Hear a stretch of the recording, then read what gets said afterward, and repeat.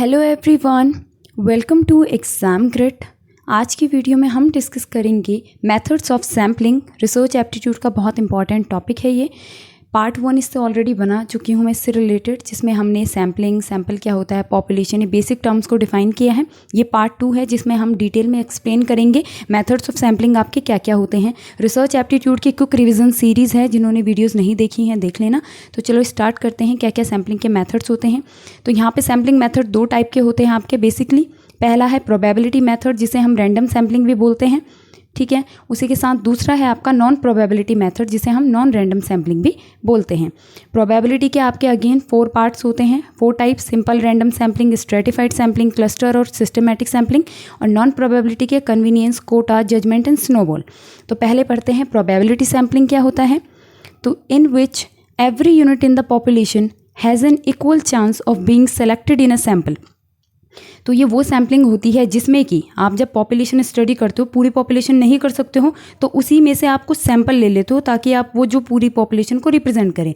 तो जब वो पॉपुलेशन में सारे पार्टिसिपेंट हैं, यूनिट हैं, उनको इक्वल चांस हो सैंपल में सेलेक्ट होने का, ठीक है, हर एक के पास इक्वल चांस हो सैंपल में सेलेक्ट होने का, उसे बोलते हैं प्रोबेबिलिटी सैम्पलिंग, रैंडम सैम्पलिंग। यहाँ पे एडवांटेजेस क्या होते हैं, यहाँ पे बायसनेस नहीं होती है, क्योंकि हर एक यूनिट के पास इक्वल चांस होता है कि वो सैंपल में सेलेक्ट हो जाए, तो इसलिए बायसनेस नहीं होती है। और सेकंड एडवांटेज होता है इसका सैम्पलिंग का, obtain sample is presume to be true representation of the population, कि जो भी आपने सैंपल ऑब्टेन किया है, क्योंकि हर किसी के पास इक्वल चांसेस थे, बायसनेस यहाँ पे थी नहीं, तो वो ट्रू रिप्रेजेंट करेगा आपकी पॉपुलेशन को, ठीक है। जो भी सैंपल है आपका वो पॉपुलेशन को रिप्रेजेंट करेगा। उसके अलावा डीमेरिट्स क्या हैं, डिसएडवांटेजेस क्या हैं, कि ये टाइम कंज्यूमिंग प्रोसेस होता है, क्योंकि आपको यहाँ पे रैंडमली सेलेक्ट करने होते हैं यूनिट या जो भी पार्टिसिपेंट्स हैं, तो बहुत टाइम लग जाता है उन्हें सेलेक्ट करने में।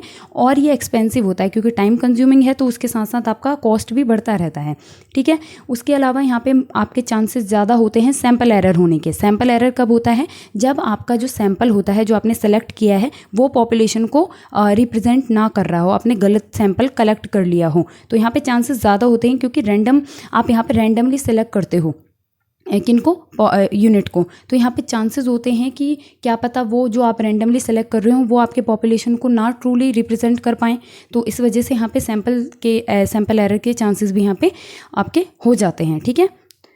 तो टाइप्स डिस्कस करते हैं। पहला है सिंपल रैंडम सैम्पलिंग, जहाँ पे सिंपल है आपका कि हर एक यूनिट का, जो भी पॉपुलेशन में हर एक यूनिट है, उसको इक्वल चांसेस सेलेक्ट होने का सैंपल में, ठीक है। जैसे आप 50 पार्टिसिपेंट्स को स्टडी करना चाहते हो, 500 पार्टिसिपेंट्स को स्टडी करना चाहते हो, और आप लेकिन क्योंकि 500 बहुत ज़्यादा होते हैं, तो आप सैंपल ले लोगे, यानी कि केवल 100 पार्टिसिपेंट को स्टडी करोगे, और 100 जो ये 500 में से ही आप सैंपल कलेक्ट करोगे, और कोई भी आपने 100 पार्टिसिपेंट कलेक्ट कर लिए रैंडमली और उनको आपने स्टडी कर लिया, तो वो हो गया सिंपल रैंडम सैम्पलिंग, ठीक है। उसके बाद आता है आपका सिस्टमैटिक सैम्पलिंग। इसमें क्या होता है, पूरी पॉपुलेशन को आप एक सिक्वेंशियल या सिस्टमैटिक ऑर्डर में अरेंज करते हो, और उसके बाद हर एक nth आइटम, यानी कि हर एक nth यूनिट से आप सैंपल कलेक्ट करते हो। फॉर एग्जांपल, आपने पूरी पॉपुलेशन को 7-8 जो भी हैं, जैसे मतलब उन्हें एक ऑर्डर में खड़ा कर दिया, और आपने बोला जो भी सेकंड, एवरी सेकंड जो यूनिट होगी उसको हम सैंपल में ले लेंगे। जैसे फर्स्ट सेकंड ये हो गया, फिर सेकंड ये हो गया, एवरी सेकंड जो यूनिट होगी उससे हम सैंपल कलेक्ट कर लेंगे। तो ये nth कुछ भी हो सकता है, ये तो मैंने छोटा एग्जाम्पल लिया।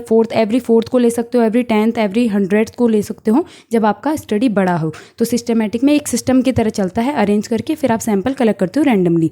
फिर है स्ट्रैटिफाइड सैम्पलिंग, ये बहुत इंपॉर्टेंट है। यहाँ पे पॉपुलेशन को डिवाइड किया जाता है होमोजीनियस सब ग्रुप्स में, जिनको स्ट्रेटा बोलते हैं, और फिर उनसे सैंपल रैंडमली सेलेक्ट किया जाता है। जैसे कि यहाँ पे ये पॉपुलेशन है, हमने इसको डिवाइड कर दिया अलग अलग ग्रुप्स में। होमोजीनियस ग्रुप में मतलब एक ग्रुप के अंदर सेम, मतलब आपके सेम पार्टिसिपेंट्स होंगे, ये आपका होमोजीनियस। तो यहाँ पे क्या हुआ, अलग अलग ग्रुप्स में हमने इन्हें डिवाइड कर दिया, इनको हम स्ट्रेटा बोलते हैं। हर एक ग्रुप को स्ट्रेटा बोलेंगे, और फिर इनसे रैंडमली हम सेलेक्ट करेंगे आपका सैंपल। यहाँ पे बोला है homogeneity with in groups. With in मतलब ग्रुप के अंदर, होमोजीनिटी मतलब होता है सेम मतलब क्वालिटी में, क्वांटिटी में आपके सेम होते हैं, उनको होमोजीनिटी बोलते हैं। और हेट्रोजीनिटी मतलब डिफरेंट। तो यहाँ पे जो आपका होमोजीनिटी विद इन ग्रुप्स मतलब ग्रुप्स के अंदर, हर एक ग्रुप के अंदर जितने भी पार्टिसिपेंट या यूनिट होंगे वो किसी एक पर्टिकुलर कैटेगरी को डिफाइन कर रहे हैं, सेम कैटेगरी से होंगे।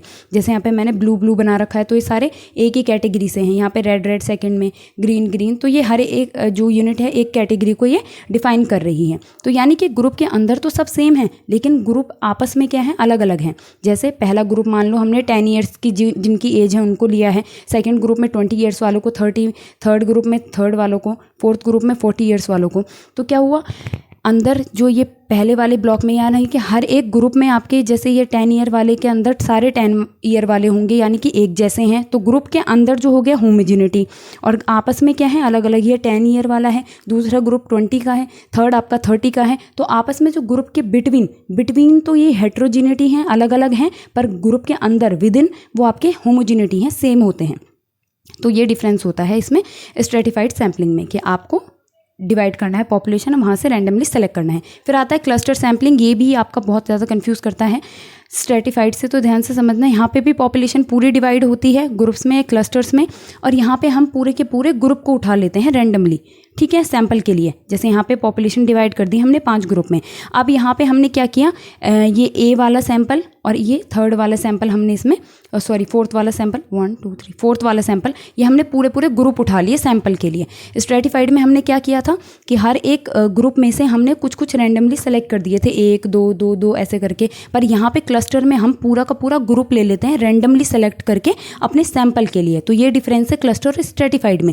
यहाँ पे पूरे के पूरे ग्रुप उठा लेते हैं हम सैंपल के लिए। स्ट्रेटिफाइड में हम हर एक ग्रुप से कुछ ना कुछ आप रैंडमली 1 2 करके उठाते हो। यहाँ पे होमोजिनिटी होती है बिटवीन ग्रुप्स, ये डिफरेंस भी है। यहाँ पे जो सेम होते हैं वो आपस में ग्रुप सेम होते हैं, लेकिन जो ग्रुप के अंदर पार्टिसिपेंट्स होते हैं वो सब अलग अलग होते हैं, इसीलिए मैंने यहाँ पे अलग अलग कलर से इन्हें रिप्रेजेंट किया है। वहाँ पे स्ट्रेटिफाइड में क्या था, ग्रुप के अंदर सब सेम थे। यहाँ पे एग्जाम्पल लेते हैं, जैसे अगर आपको किसी एरिया में 60 हाउसेस को स्टडी करना है, ठीक है, 60 घर जो हैं आपको उनको स्टडी करना है। आपने ब्लॉक में डिवाइड कर दिए घर, ए ब्लॉक से आप 6 लोगे, बी ब्लॉक से 6, सी से डी, ई, ऐसे ब्लॉक होते हैं ना कॉलोनी में, तो आपने ABCD E, तो यहाँ पे सारे ब्लॉक जो हैं आपके ग्रुप्स, ये तो सारे सबके अंदर आप हाउसेस को स्टडी कर रहे हो ना, तो ये आपस में ग्रुप तो सेम हो गए। ए में भी हाउस स्टडी किया जा रहा है, बी में भी हाउस स्टडी किया जा रहा है, तो आपस में ग्रुप तो सेम हो गए, लेकिन इनके अंदर जो पार्टिसिपेंट है वो अलग अलग हो सकते हैं, उनकी एज अलग हो सकती है, उनका इनकम लेवल अलग हो सकता है, बहुत सारे बेसिस पे वो डिफरेंट हो सकते हैं, ठीक है। बल्कि स्ट्रेटिफाइड में अंदर जो ग्रुप के अंदर होते थे वो सब सेम कैटेगरी से होते थे, आपस में ग्रुप अलग होते थे। पर यहाँ पे उल्टा है, यहाँ पे ग्रुप आपस में सेम होते हैं, लेकिन ग्रुप के अंदर जो पार्टिसिपेंट होते हैं वो अलग अलग होते हैं, ठीक है। उसके अलावा आता है आपका नॉन प्रोबेबिलिटी सैम्पलिंग, जहाँ पे every unit in the population do not have an equal chance of being selected in a sample. Simple non probability का आपका उल्टा जस्ट नॉन प्रोबेबिलिटी, जहाँ पे पॉपुलेशन में जो यूनिट है उनको हर किसी को इक्वल चांस नहीं है सेलेक्ट होने का। मतलब आपको यहाँ पे बायसनेस होती है, अपनी मर्जी से चूज़ किया जाता है सैंपल को, यहाँ पे हर किसी के पास इक्वल चांसेस नहीं होते हैं, इसलिए इन्हें नॉन रैंडम सैम्पलिंग भी बोलते हैं। यहाँ पे एडवांटेजेस वही हो जाएंगे जो प्रोबेबिलिटी के डिसएडवांटेजेस थे। ये टाइम सेविंग होता है क्योंकि आपको पता है आपको कौन कौन से सैंपल लेने हैं, ठीक है, अपनी मर्जी से लोगे तो कॉस्ट भी कम लगेगी, टाइम भी बचेगा, और यहाँ पे सैंपल एरर होने के चांसेस भी कम होते हैं काफ़ी हद तक, क्योंकि आपको पता होता है कि आप कौन सा सैंपल सेलेक्ट कर रहे हो, ठीक है। तो वहाँ पे सैंपल एरर के चांसेस कम हो जाते हैं, क्योंकि आप वही सैंपल चूज़ करोगे जो पॉपुलेशन को आपका रिप्रेजेंट कर रहा हो बेसिकली, ठीक है। तो सैंपल एरर क्या होता है, जब आपके पॉपुलेशन और सैंपल में डिफरेंस होता है, यानी कि आपका जो सैंपल है वो पॉपुलेशन को ट्रूली रिप्रेजेंट नहीं करता है, वहाँ पे चांसेस होते हैं सैंपल एरर के।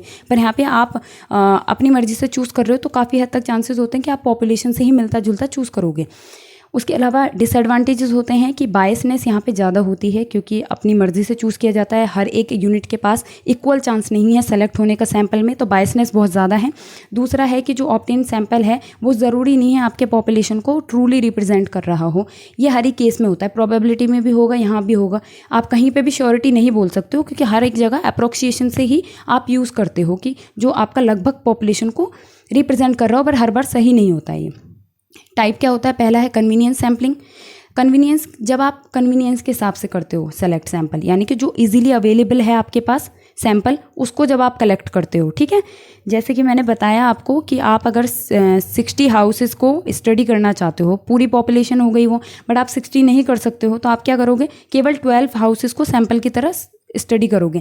पर आपने ये 12 हाउसेस क्या किया, जो स्टार्टिंग के ही किसी भी कॉलोनी में स्टार्टिंग के जो 12 घर हैं आपने उनको स्टडी कर लिया बस, ताकि आपको जगह जगह ना घूमना पड़े, लंबा टाइम ना लग जाए। तो आपने जो आसानी से आपके पास अवेलेबल हो गया सैंपल, उसको आपने कलेक्ट कर लिया। तो कन्वीनियंस सैम्पलिंग यही होता है, जब आप इजीली अवेलेबल सैंपल को कलेक्ट कर लेते हो, उसको बोलते हैं कन्वीनियंस। सेकेंड है आपका कोटा सैम्पलिंग, ये आपका इंपॉर्टेंट है, ये आपका नॉन प्रोबेबिलिस्टिक वर्जन है स्ट्रेटिफाइड सैम्पलिंग का, यानी कि ये स्ट्रेटिफाइड सैम्पलिंग की तरह ही है।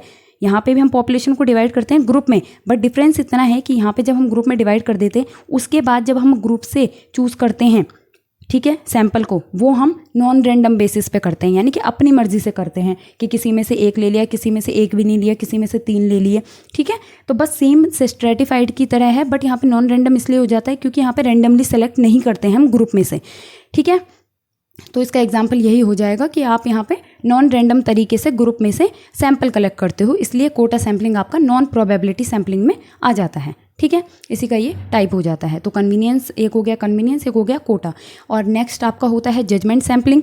जजमेंट सैम्पलिंग जब सैंपल, इसको पर्पजिव सैम्पलिंग भी बोलते हैं, ठीक है, पर्पजिव सैम्पलिंग, जहाँ पे सैंपल सिलेक्शन रिलाय डिपेंड यानी कि on the researchers judgement, personal opinion, personal experiences etcetera. मतलब जहाँ पे आपका जो सैंपल सेलेक्ट किया जा रहा है वो रिसर्चर के जजमेंट के बेस पे किया जा रहा है, मतलब वो अपनी मर्जी से कर रहा है, सब्जेक्टिव, उसका मन है जिस तरीके से, उसके जो जजमेंट है, उसके जो एक्सपीरियंसेस है, उसके बेस पे वो सैंपल कलेक्ट कर रहा है, उसके लाइक्स के बेस पे, डिसलाइक्स के बेस पे। फॉर एग्जांपल वो चाहता है कि मैं किसी पर्टिकुलर रिलीजन के ही लोगों को अपने रिसर्च में पार्टिसिपेंट की तरह सेलेक्ट करूँ, सैंपल कलेक्ट करूँ, किसी पर्टिकुलर कास्ट से ही सैंपल कलेक्ट करूँ, है ना, किसी पर्टिकुलर स्टेट से, किसी पर्टिकुलर कंट्री से ही मैं तो यहाँ पे अब सेलेक्ट करूँ। तो यहाँ पे जजमेंट आ जाता है रिसर्चर का, जब वो अपने पर्पजिव के हिसाब से, अपने ओपिनियन के हिसाब से, अपने जजमेंट के हिसाब से सैंपल कलेक्ट करता है, तो वो होता है जजमेंट सैम्पलिंग। फिर आता है स्नोबॉल सैम्पलिंग, जहाँ पे पार्टिसिपेंट रिक्रूट और recommend other participant in the sample collection process. It is useful when the targeted population is hidden और डिफिकल्ट टू फाइंड। यहाँ पे क्या होता है, आप जैसे किसी पार्टिसिपेंट को सेलेक्ट करोगे, फिर वो आपको और पार्टिसिपेंट को रिकमेंड करेगा, बोलेगा कि ये और 2 हैं, इनसे आप ले सकते हो। फिर वो जो आगे हैं वो और 3 को इस तरीके से, जैसे एक मूवी थी जय होकर के एक मूवी है, उसमें नहीं बोलता कि एक आदमी 3 लोगों की हेल्प करेगा, तो फिर वो हर एक आदमी अगले 3 लोगों की हेल्प करेंगे। तो इसी तरीके से आपका स्नोबॉल हो जाता है। स्नोबॉल कैसे होता है आपका, स्नोबॉल बर्फ़ का गोला एक धीरे धीरे बनता है, जब नीचे की तरफ आता है तो पूरा कवर होकर एक बहुत बड़ा आपका एक बॉल बन जाता है। तो इसी तरीके से मतलब आपने एक पार्टिसिपेंट को चूज़ किया, फिर वो आगे 2 लोगों को रिकमेंड करेगा, फिर आप उनसे सैंपल लोगे, फिर वो आगे और 2-3 लोगों को रिकमेंड करेंगे। तो जब इस तरीके से पार्टिसिपेंट ही आगे रिकमेंड करते हैं अदर पार्टिसिपेंट्स को सैंपल कलेक्शन के लिए, तो उसे बोलते हैं हम स्नोबॉल सैम्पलिंग, ठीक है। तो यहाँ पे ये बेसिकली कहाँ पे यूज़फुल होता है, जहाँ पे आपकी जो पॉपुलेशन है, टारगेटेड पॉपुलेशन जिसके बारे में आप स्टडी कर रहे हो, वो ज़्यादातर हिडन होती है या उसको आप फाइंड करने में डिफ़िकल्टी होती है। जैसे अगर आप किसी पर्टिकुलर ट्राइब के बारे में स्टडी करना चाहते हो, ट्राइबल कम्युनिटी के बारे में, तो आप किसी एक ट्राइबल से मिलोगे, ठीक है, उसको बोलोगे कि आप अपने से रिलेटेड कोई और बताओ जो भी इस ट्राइबल से जुड़े हुए हैं, ठीक है। जैसे किसी कल्ट के बारे में स्टडी करना चाहते हो, तो इस तरीके से आप क्या कर सकते हो, जहाँ पे पॉपुलेशन हिडन है या जिसको आप फाइंड कर नहीं सकते पॉपुलेशन को, तो वहाँ पे ये यूज़फुल होता है स्नोबॉल सैम्पलिंग, ठीक है। तो अगर कोई प्रॉब्लम हो कमेंट्स में पूछ लेना, वीडियो अच्छी लगी हो लाइक कर देना, चैनल को सब्सक्राइब कर देना और वीडियो को शेयर कर देना। Till then thank you for watching the video and see you soon.